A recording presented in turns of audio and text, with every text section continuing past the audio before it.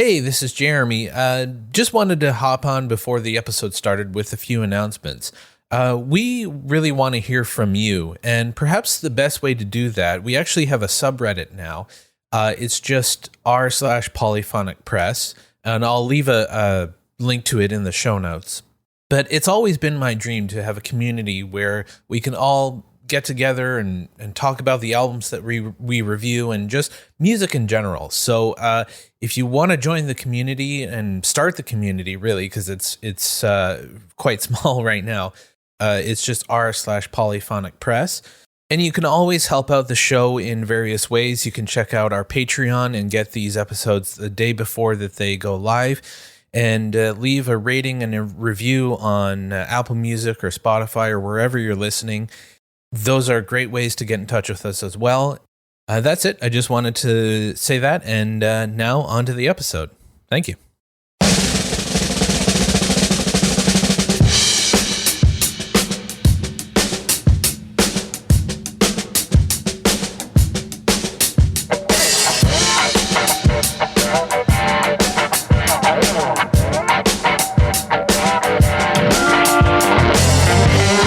This is Polyphonic Press, the podcast where two music fans pick a classic album completely at random. Using the patented random album generator, they are given an album to review from a curated list of over 1,000 classic releases, spanning multiple genres.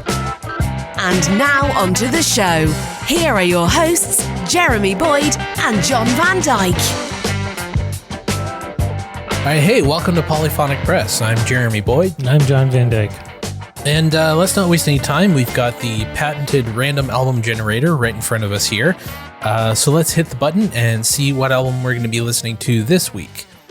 And the album we're going to be listening to is John Cale, Paris 1919. Okay. I think John Cale was he was a member of the Velvet Underground. Yeah. But I know nothing of his solo stuff or anything like that. But so anyway, here's what it says on allmusic.com. It says, one of John Cale's very finest solo efforts, Paris 1919, is also among his most accessible records, one which grows in depth and resonance with each successive listen, a consciously literary work. The songs even bear titles like Child's Christmas in Wales, Macbeth, and Graham Greene. Paris 1919 is close in spirit to a collection of short stories. The songs are richly poetic, enigmatic period pieces, strongly evocative of their time and place. Chris Thomas's production is appropriately lush and sweeping, with many tracks set to orchestral accompaniment. Indeed, there's little here to suggest either Cale's noisy, abrasive past or the chaos about to resurface in his subsequent work. For better or worse, his music never achieved a similar beauty again. Okay. Curious. Okay, so there's this album was released on the 25th of February, 1973. The genres are art pop, baroque pop, and chamber pop. Label is Reprise Records and produced by Chris Thomas.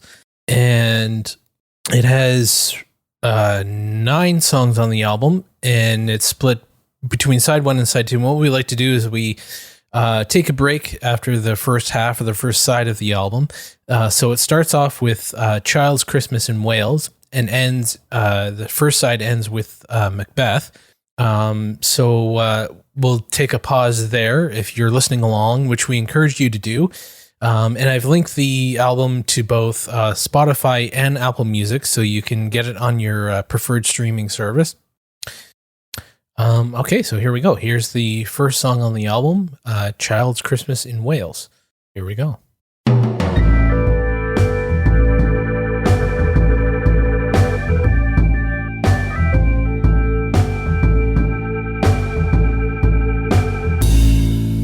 All right, and ending side 1 with Macbeth. Yeah, this is really interesting. Yeah, I'm sort of, I think it took a little bit while for me to sort of get into it, but it's definitely, it's interesting.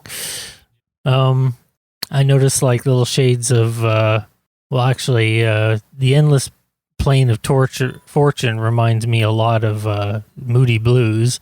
Hanky Panky Know How could have been a Velvet Underground track. Yeah. I was actually thinking, like, I was hearing the influence that this album had on future music, and I'm hearing a lot of stuff that like Wilco would do. Okay. Yeah. A lot of the arrangements and some of the sort of funky stuff that they would do. That whole sort of roots rock indie sort of sound of the 90s and 2000s. Yeah. And then Macbeth, that's more like a glam rock sort of thing of the early 70s, So there's quite a bit going on here.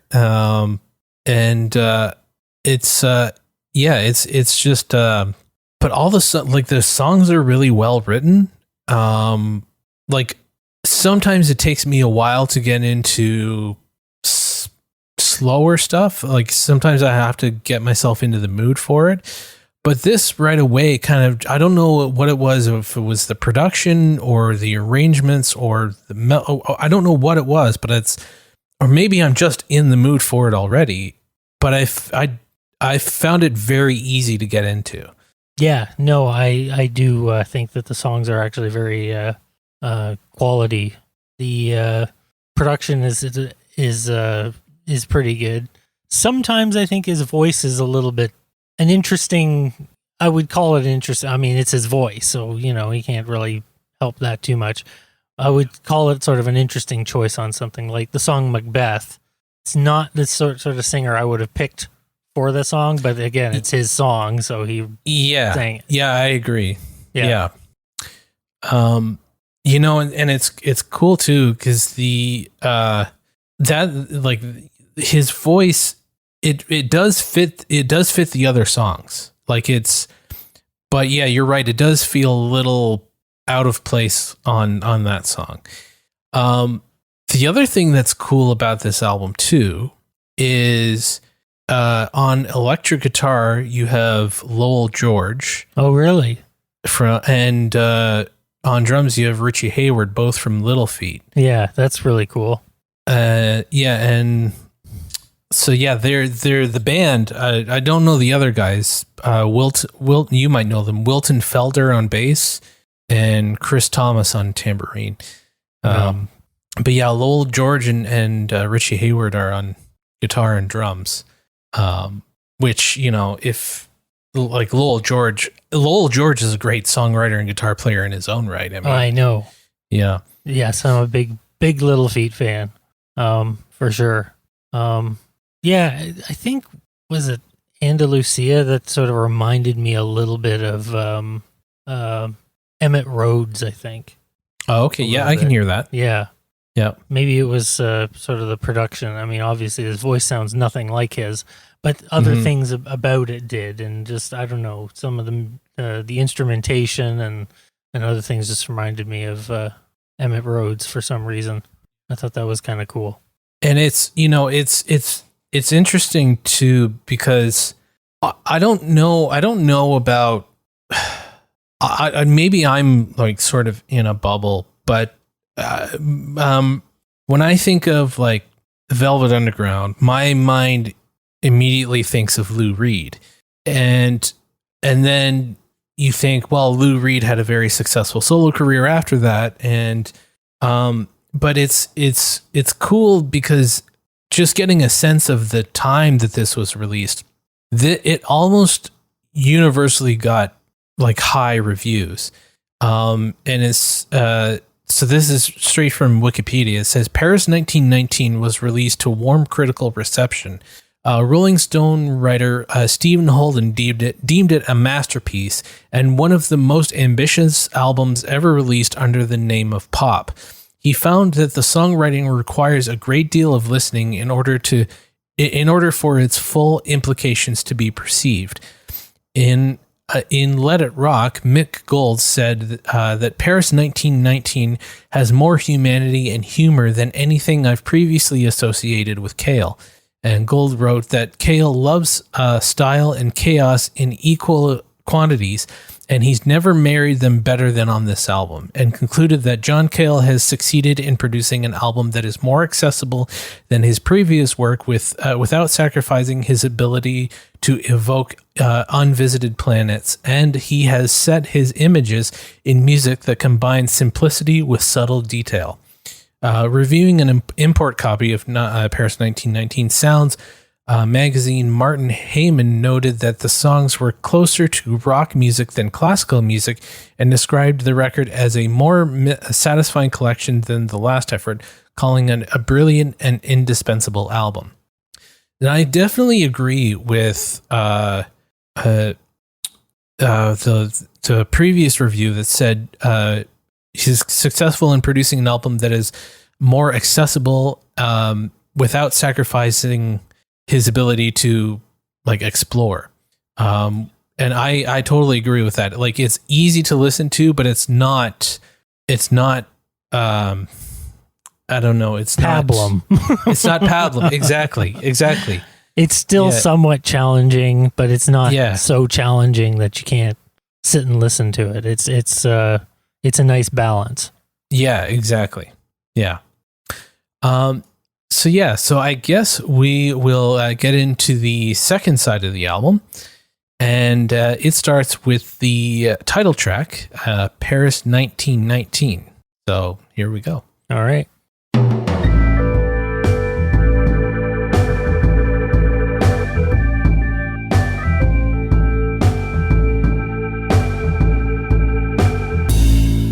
Okay, and ending the album with Antarctica Starts Here.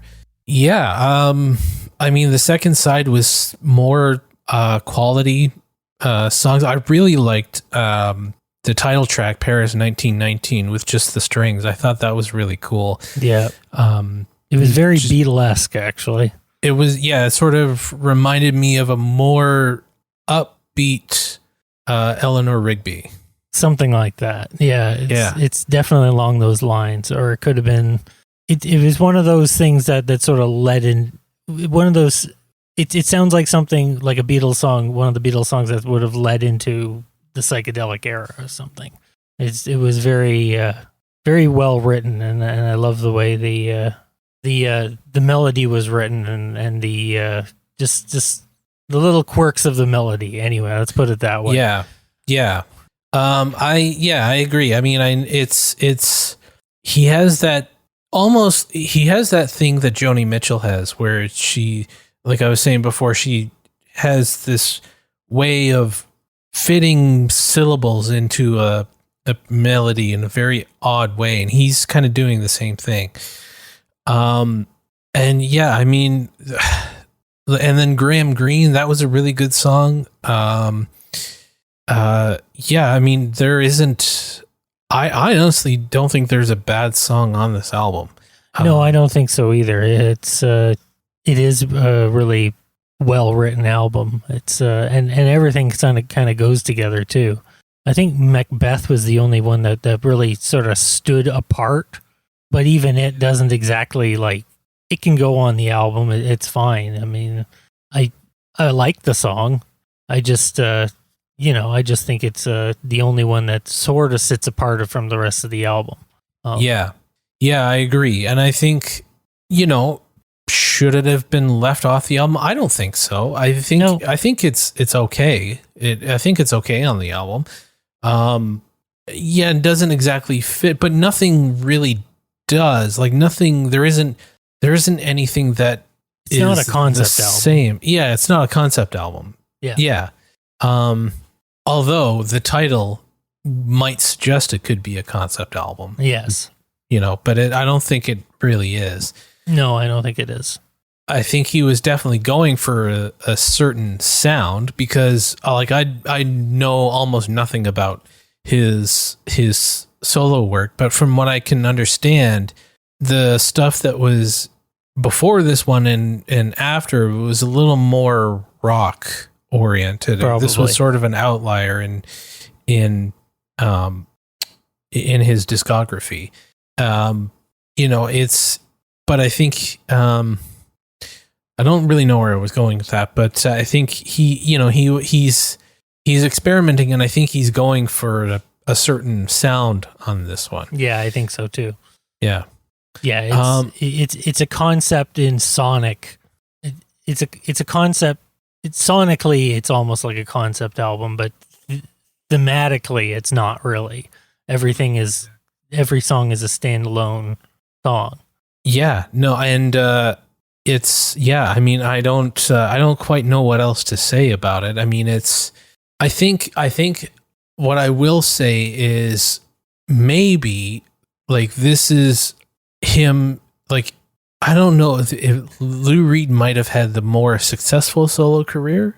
But I think maybe this is sort of him distinguishing himself from maybe his past in the Velvet Underground, and sort of saying, okay, well, what can I do? This is my sound. This is my thing that I can do.